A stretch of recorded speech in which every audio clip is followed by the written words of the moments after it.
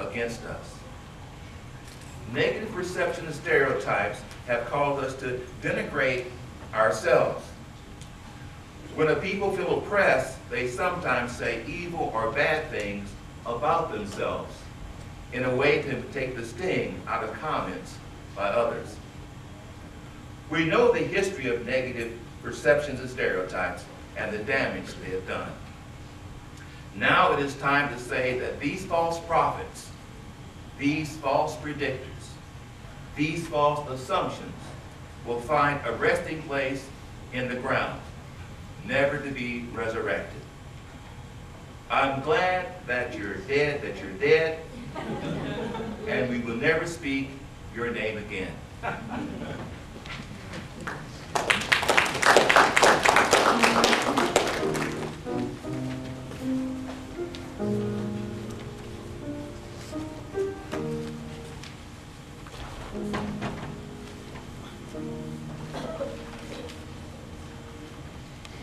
There is a tradition in African American burial customs that you never, ever wear red to a funeral.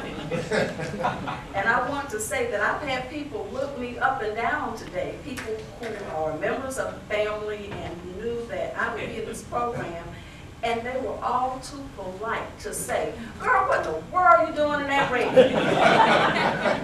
There are 3 reasons or 3 roles when you will see a woman in red at an African American funeral. She will either be the prodigal daughter who was abused by the deceased. She will be the wife of the deceased who died in bed with his mistress. She will be the mistress of the deceased who never got around to keeping his promise of 25 years to leave his wife and marry her. Today, I am the daughter abused by NSP. I am the young woman over whose head Snoop and his friends poured beef because I did not fit their criteria of a sister who was down. My mistake wasn't going to that party, but that did not justify their treating me that way.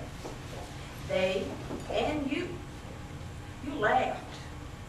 You thought that was okay because my humanity, my humanness had been stripped away by lyrics set to a beat to which you bounced. It was all right to abuse me because you thought that I was Miss Thing, not a daughter, not a sister, not a mother, not a woman, not a human. Today, I am the abused daughter of NSP. I am not the face, but the butt of BET. I am not a ballerina. I'm not part of the Ailey dance troupe. Does that rapper remember my face? Did he ever see my grace? They've seen so many butts shake that I wonder, does he even remember my butt? Isn't that what every sister wants? And Mom, isn't that what you wanted for me when you taught me to shake my butt when I was only 3? Isn't that what every young sister wants to be? To be the butt in a video on BET? And isn't it all right to take advantage of me because I was only a butt, not a daughter, not a sister, not a mother, not a woman, not a human?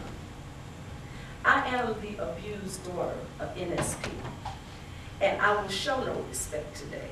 I come with my head uncovered, and I come wearing flaming red. I wear red today to celebrate not the life of NSP. Today, I celebrate the death and burial of NSP.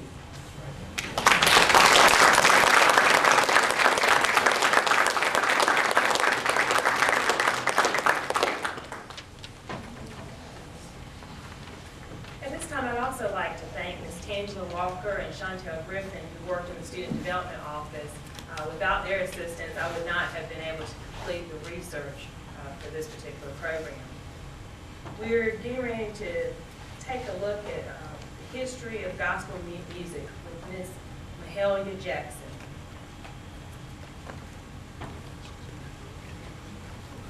And in planning all of this, when I told my mom that Miss Mahalia Jackson would be here, she said, now you're really starting to scare me. I told her I picked out a casket, and she said, you didn't scare me with the casket, but you're scaring me with Mahalia Jackson. As some of you are aware, Miss Mahalia Jackson passed away in 1972. She was an American gospel singer, widely regarded as the best in the history of the gospel music genre. Mahalia Jackson became one of the most influential gospel singers in the world. She recorded about 30 albums, mostly for Columbia Records, during her career. And she has dozens of gold million-dollar sellers. Mahalia grew up in the Black Pearl section of Carrollton neighborhood of Upton, New Orleans, Louisiana.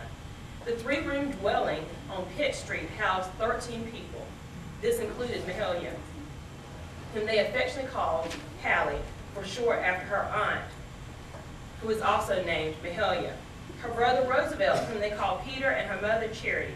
Several aunts and cousins lived in the house as well. Family members conferred upon the aunt the title of Aunt Duke. She was rewarded with the name because she held the title of being boss of the family. When Hallie was born, she suffered from a condition known as Guillain Barré, what is commonly called bowed legs. The doctors wanted to perform surgery by breaking Hallie's legs, but one of the resident aunts would not hear of it. So Hallie's mother would rub her legs down with greasy dishwater. It never stopped young Hallie from performing her dance steps for the white woman or her mother and Aunt Belle, who they cleaned house for. When Mahalia was 6, her mother Charity died. It was a terrible blow to the family, especially when the decision came as to who would keep her, Hallie, and her brother Peter. Aunt Duke assumed this responsibility, and the children were forced to work from sun up to sundown. Aunt Duke would always inspect the house using a white glove method. If the house was not cleaned properly, Hallie would be beaten with the cat of nine tails. If one of the other relatives was unable to do their chores or clean their job, Hallie or one of her cousins was expected to perform that particular task. In 1927, at the age of 16, she moved to the south side of Chicago, Illinois, in the midst of the Great Migration.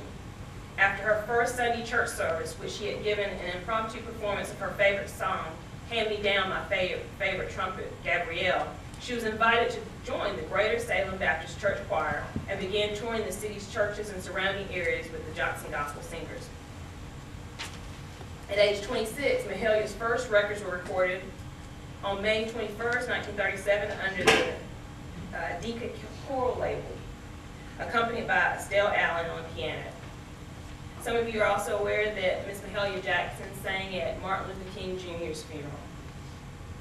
One of the songs she was best known for is His Eyes on the Sparrow. Mahalia Jackson died in Chicago on January 27, 1972, at the age of 60, of heart failure and diabetes complications. 2 cities paid tribute outside Chicago's Greater Salem Baptist Church, and 50,000 of the people who had known and loved Mahalia filed silently past her mahogany glass-top coffin in final tribute to the Queen of Gospel Song. The next day, as many as could entered the concert hall of the Erie Crown Theater of McCormick Place for a 2-hour funeral service. Before playing Miss Mahalia Jackson, I want to take a moment to introduce our minister.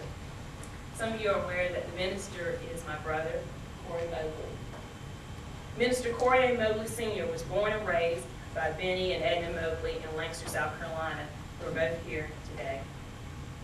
He is the middle child of 2 sisters, Kayra Mobley of Augusta, Georgia, and Miss Tracy Mobley, who is here also, of Columbia, South Carolina. He is married to the beautiful and very sexy Veronica Mobley. I didn't write this.